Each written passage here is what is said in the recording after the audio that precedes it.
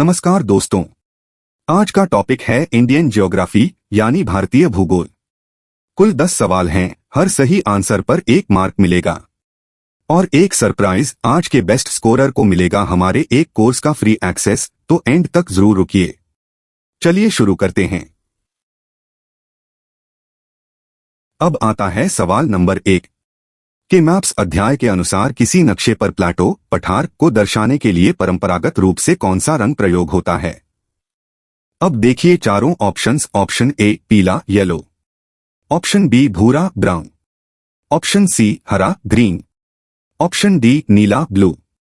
आपके पास 10 सेकंड्स हैं, सोचिए और सही आंसर चुनिए।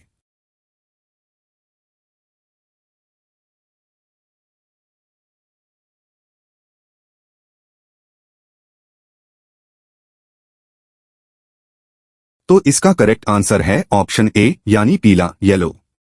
अब इसे समझते हैं। में परंपरागत मैप रंगों की सूची दी गई है। पानी के लिए नीला, पहाड़ के लिए भूरा, प्लाटो के लिए पीला और मैदान के लिए हरा। ये मैप सिंबल्स अंतर्राष्ट्रीय समझौते का हिस्सा हैं, तो याद रखिए ये पॉइंट। सवाल नंबर 2 ध्यान से सुनिए। स्प्रिंग टाइड्स बड़ा ज्वार कब आते हैं? अब देखिए चारों ऑप्शंस। ऑप्शन ए जब मून केवल फर्स्ट क्वार्टर में हो, ऑप्शन बी जब सन और मून पृथ्वी के समकोण पर हो, ऑप्शन सी जब सन, मून और अर्थ एक ही रेखा में हो यानी फुल मून और न्यू मून दिनों में, ऑप्शन डी केवल सूर्य ग्रहण के दौरान। आपके पास 10 सेकंड्स हैं, सोचिए और सही आंसर चुनिए।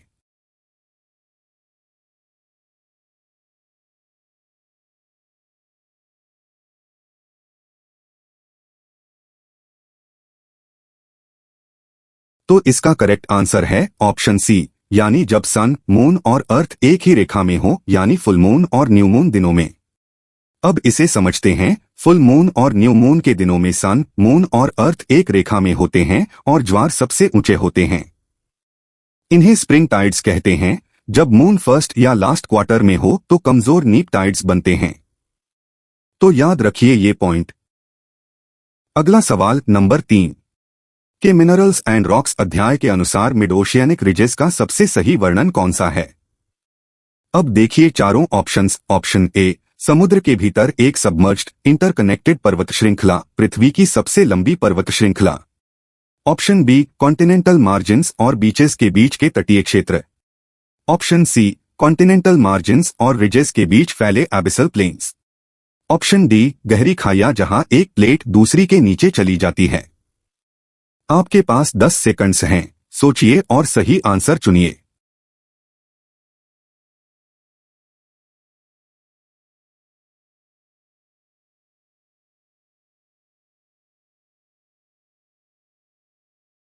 तो इसका करेक्ट आंसर है ऑप्शन ए यानी समुद्र के भीतर एक सबमर्ज्ड इंटरकनेक्टेड पर्वत श्रृंखला, पृथ्वी की सबसे लंबी पर्वत श्रृंखला। अब इसे समझते हैं। यह समुद्र के भीतर एक इंटरकनेक्टेड पर्वत श्रृंखला बनाती है, पृथ्वी की सबसे लंबी पर्वत श्रृंखला, हालांकि ओशनिक जल के नीचे डूबी हुई है। Mid oceanic ridges volcanic eruption और सी फ्लोर स्प्रेडिंग के सक्रिय स्थल हैं, तो याद रखिए ये पॉइंट। देखिए सवाल नंबर 4 के क्लाइमेट अध्याय में वर्णित साउथवेस्ट मॉनसून मूलतः क्या है? अब देखिए चारों ऑप्शंस। ऑप्शन ए उत्तर से आने वाला continental polar air mass, option B दक्षिणी गोलार्ध सदर्न हेमिस्फेयर से आने वाला मैरिटाइम ट्रॉपिकल एयर मास जो इक्वेटर पार करके भारत के लो प्रेशर क्षेत्र की ओर बढ़ता है, ऑप्शन सी दक्षिणी महासागरों से आने वाला maritime polar air mass, option D उत्तर पश्चिम से बढ़ने वाला कॉन्टिनेंटल ट्रॉपिकल एयर मास। आपके पास 10 सेकंड्स हैं, सोचिए और सही आंसर चुनिए। और हाँ, अब तक आपने कितने आउट ऑफ 4 सही किए कमेंट सेक्शन में जरूर बताइए।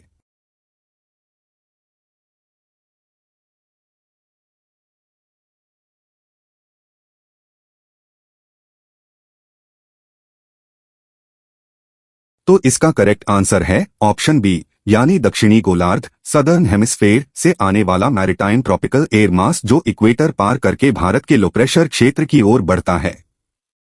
अब इसे समझते हैं। दक्षिणी गोलार्ध से maritime tropical air mass metric ton equator पार करके भारत के लो प्रेशर क्षेत्र की ओर साउथ वेस्टली दिशा में दौड़ता है। यही नम वायुधारा साउथ वेस्ट मानसून कहलाती है, तो याद रखिए ये पॉइंट।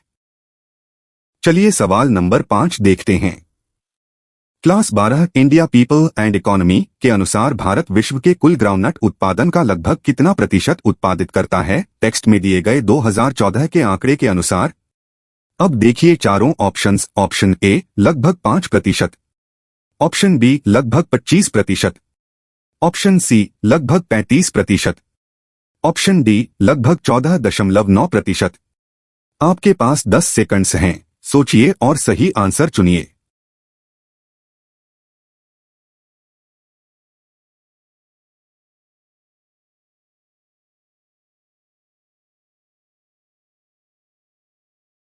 तो इसका करेक्ट आंसर है ऑप्शन डी, यानी लगभग 14.9%।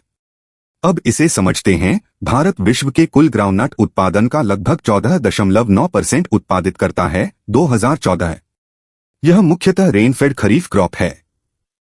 गुजरात, राजस्थान, तमिलनाडु, तेलंगाना, एपी, कर्नाटक और महाराष्ट्र प्रमुख उत्पादक हैं। तो याद रखिए ये पॉइंट। अब आता है सवाल नंबर 6 कि class 7 life in the Amazon basin सामग्री के अनुसार निम्न में कौन सा जानवर अमेज़न रेन फॉरेस्ट का नेटिव नहीं बताया गया है। अब देखिए चारों options. Option A toucan, option B tapir, option C sloth, option D reindeer. आपके पास 10 सेकंड्स हैं, सोचिए और सही आंसर चुनिए।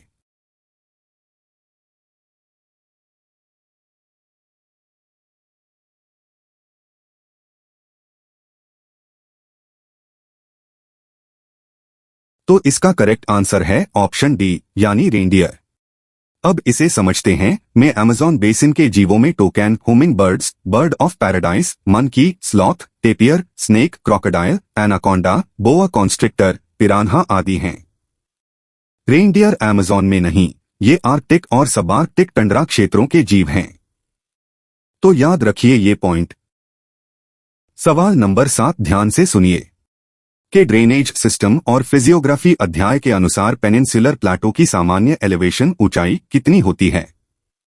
अब देखिए चारों options. Option A river plains से 100 से 300 मीटर ऊपर, ऑप्शन बी रिवर प्लेन्स से 300 से 600 मीटर ऊपर, ऑप्शन सी रिवर प्लेन्स से 600 से 900 मीटर ऊपर 150 मीटर से ऊंचा उठते हुए, ऑप्शन डी रिवर प्लेन्स से 1000 से 1500 मीटर ऊपर। आपके पास 10 सेकंड्स हैं, सोचिए और सही आंसर चुनिए।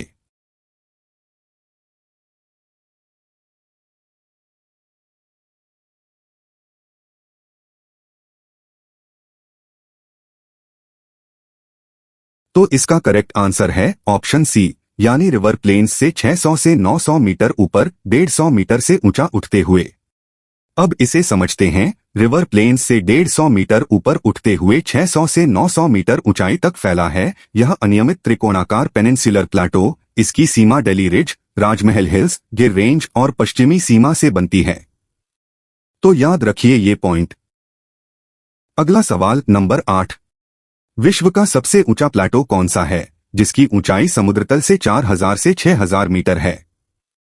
अब देखिए चारों ऑप्शंस। ऑप्शन ए भारत का डेक्कन प्लेटो, ऑप्शन बी ऑस्ट्रेलिया का वेस्टर्न प्लेटो, ऑप्शन सी ईस्ट अफ्रीकन प्लेटो, ऑप्शन डी थिबेट प्लेटो। आपके पास 10 सेकंड्स हैं, सोचिए और सही आंसर चुनिए। और दोस्तों, यहां तक का आपका स्कोर क्या रहा? आउट ऑफ 8 में कितने सही? कमेंट्स में शेयर कीजिए।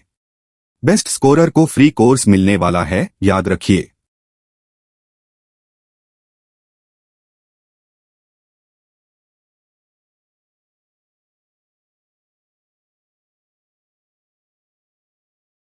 तो इसका करेक्ट आंसर है ऑप्शन डी, यानी थिबेट प्लेटो।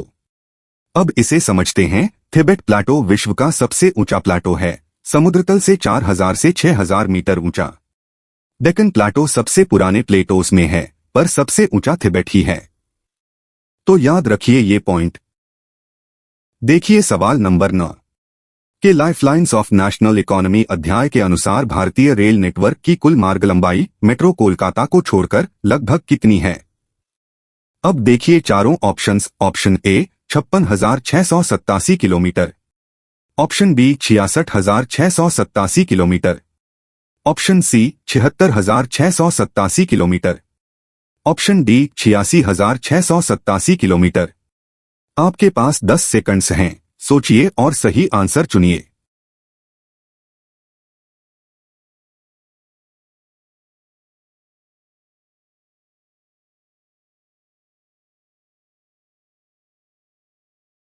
तो इसका करेक्ट आंसर है ऑप्शन बी, यानी 66,687 किलोमीटर। अब इसे समझते हैं। टेबल 7.1 के अनुसार भारतीय रेल नेटवर्क मेट्रो कोलकाता को छोड़कर 66,687 किलोमीटर तक फैला है।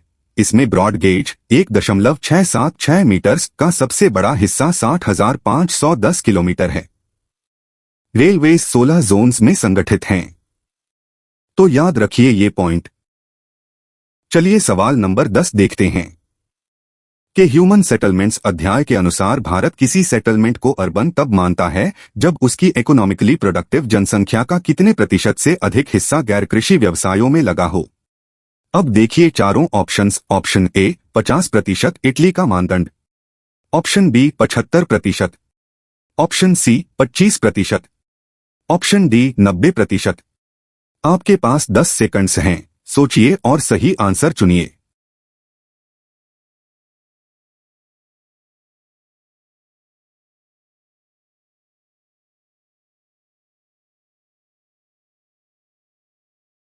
तो इसका करेक्ट आंसर है ऑप्शन बी, यानी 75%। अब इसे समझते हैं। देशों की तुलना करता है। इटली में 50% से अधिक गैर कृषि जनसंख्या वाला सेटलमेंट अर्बन माना जाता है। भारत में यह मानदंड 75% है। भारत में म्यूनिसिपैलिटी, कैंटोनमेंट बोर्ड या नोटिफाइड एरिया काउंसिल होने पर भी अर्बन माना जाता है। तो याद रखिए ये पॉइंट। तो दोस्तों, आज की क्विज यहीं खत्म होती है। Mention your score in the comment section और the best scorer overall will get access to a course। तो अपना स्कोर कमेंट में जरूर लिखिए। आउट ऑफ 10 में कितने सही हुए। वीडियो पसंद आई तो लाइक, शेयर और चैनल को सब्सक्राइब कर लीजिए। मिलते हैं कल नए टॉपिक के साथ।